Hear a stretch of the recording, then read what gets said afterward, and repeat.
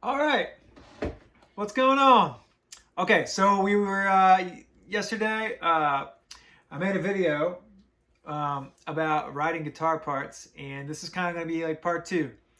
I don't know how far we'll take this, but this is fun to talk about. Okay, so I wanted to talk about a couple of other things that kind of go along with this, and that would be your use of delays. So, like if you or lack of delay. Those are all part of writing the guitar part. So like if you write a guitar part with a quarter note delay, it's likely, that will dictate, how you play the part because it lands differently in the progression.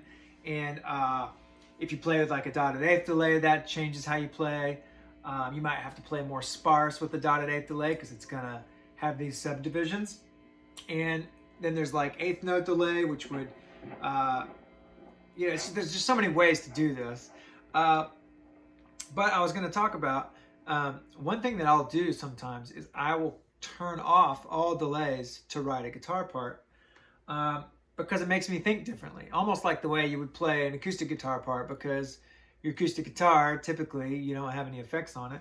I mean, you can, but typically the way I historically live have needed to play acoustic guitar, it's just dry, right? Maybe a little bit of reverb. So like, for example, if you're in G and you're wanting to play some some guitar parts, let's see if I can make it where you can see my hands a little better. If you're gonna play without delay, you might do like an arpeggio kind of thing. So like yesterday I was playing this open, like this little thing, which was nice. Sometimes it's good to have something that gives some energy. So when you hear something bouncing back and forth, like you sense that there's energy and there's some vibe there, but it's not really a lot of notes, because if you play that many notes, like like with that saying ba da da da da da da, it could be really muddy. It might mess with the vocal or the melody of the song. But if you're playing that like sixteenths, but not really playing many notes, then you can get away with something like.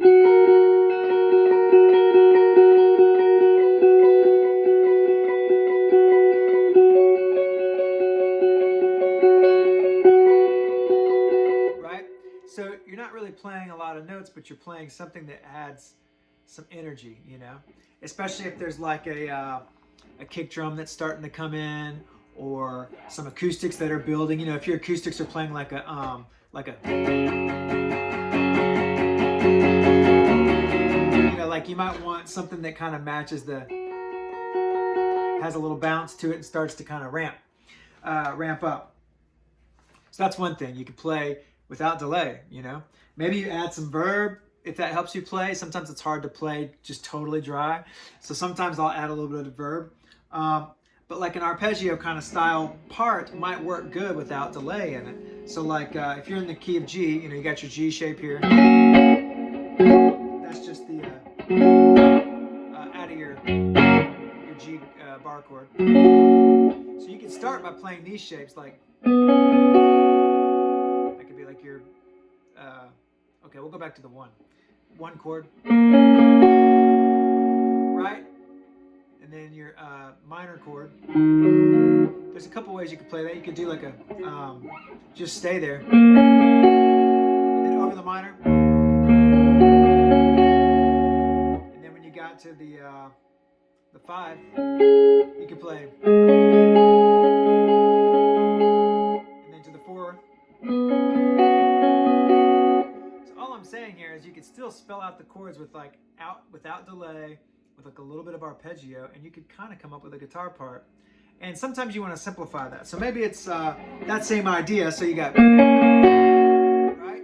Then again, then on the D, you could play a couple things. You could play, or leave that G open, or play like. There's a lot of ways to play this D chord in the key of G. I use this one a lot. So you're just playing the C and then sliding it up. And you can even add this in. So what that gives you is this chord. Or, this is not really a lesson about guitar chords, but I'm going there. All I'm saying is you could spell out chords and make a part. So back to the original. Here we go. So maybe that sits through that, and then you can play like you could space it out. So the one chord into the minor. Nobody's playing, or you're not playing that part. Maybe then it goes to the 5. Then you could go, and then when it gets to the, you're gonna have to switch something to mark that 4 chord. So you can play like,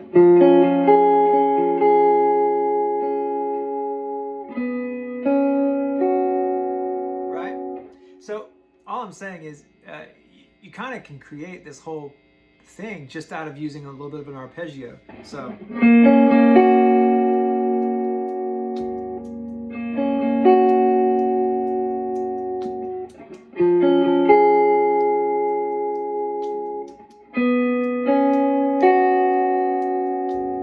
what I did at the end there was I changed, just to give some variety, I changed the rhythm. So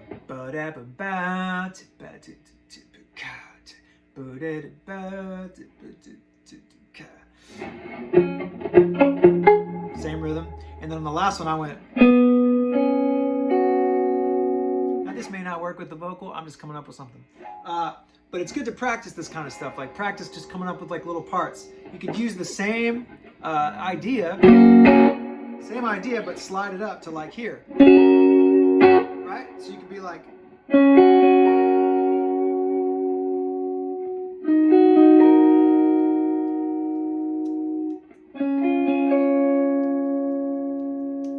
and then you could be like,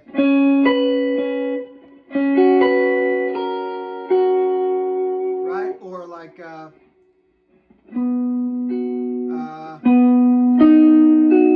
one doesn't sound very good. There we go. So, or, you know, if that chord's hard to hit, you could hit like a, that's just a bar chord of C. So it's the same chord progression.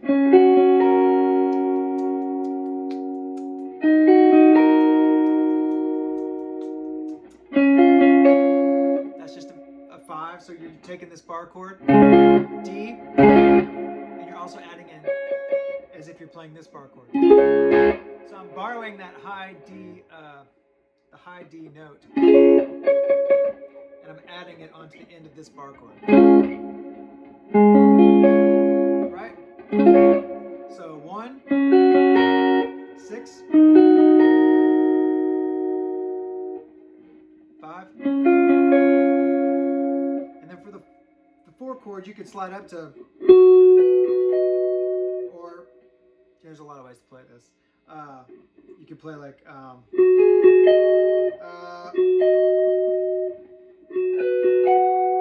could play that one. But yeah, the one I played a second ago was this. Right? So that's a way to play without delay. You get the same kind of vibe. You get something that feels nice in that part. And all you did was just, you didn't even really have to come up with a melody. You're just letting the arpeggio of the chord kind of create a part. So.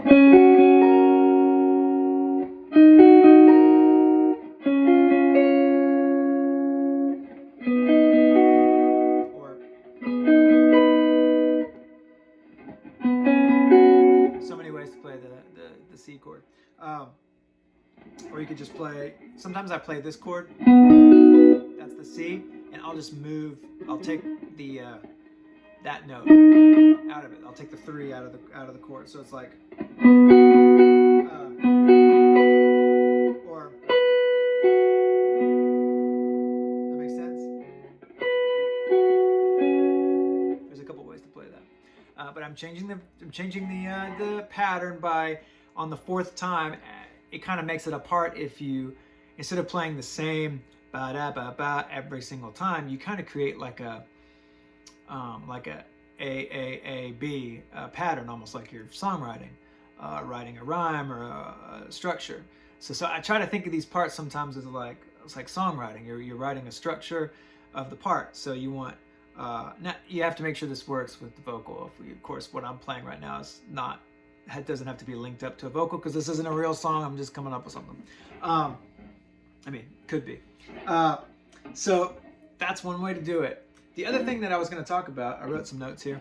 So I'm glancing over at my notes. The other thing I was going to say is to play after the downbeat.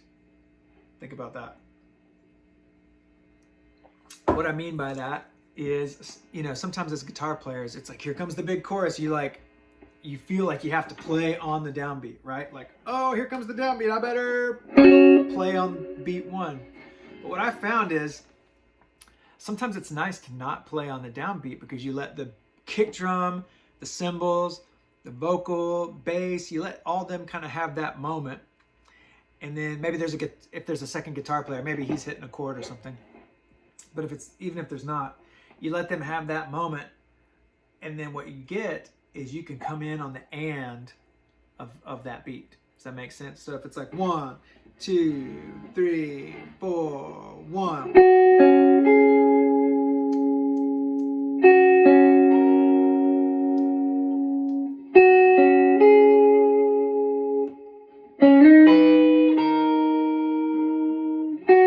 Does that make sense? So like, a good example of this is like the song "At the Cross." We talked about that in the previous video, but I'll use it again because it kind of works good for this particular example. So yeah, so that would be like beat 1, 2, 3, 4, 1.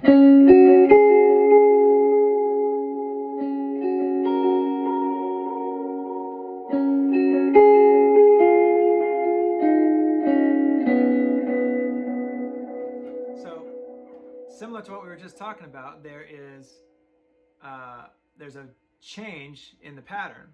I think this was a keys part from the record that we kind of copied on guitar, and it's a great example of a part that can sit after the downbeat, and it gives the downbeat its moment, and then you still get to come in and play. So play around with that. There's a couple of things you can play without delay. Maybe even write the guitar part. Sometimes I write a guitar part without being plugged in, just playing my electric guitar like in my kitchen, just coming up with something. Because then you're not relying on the delays to make the part. You're just playing, you know, instinctively. So yeah, playing without delay, sorry, and then playing with different variations on the rhythm, and then trying out different you know, chord positions, trying out playing after the beat or a full beat after. Sometimes I'll do this thing where I'll float in. This is kind of like a trick I do. So like, let's take the 5 of the beat. So I'm playing a D. So let's say the song is like still in G. I'll be like 1, 2, here comes the chorus, 4, 1.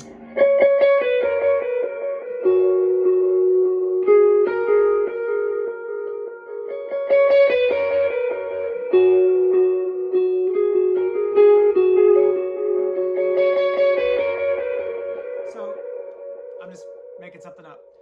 But what I'm doing is I'm just kind of like ba, ba, ba, ba, ba, ba, da, da. So there's like a melody. The melody is right, but you're adding a little something on the front end that gives it a little bit of like ramp up to the moment. So you don't get to, so you're not having to play nothing. You can play something, but you're just kind of like, and you're using some dynamics to make it more interesting, and it helps the delays kind of float around. So yeah, song writing guitar parts, part 2. There's some ideas. Thanks for watching, and please comment below with any questions you got. This is really fun. See you soon.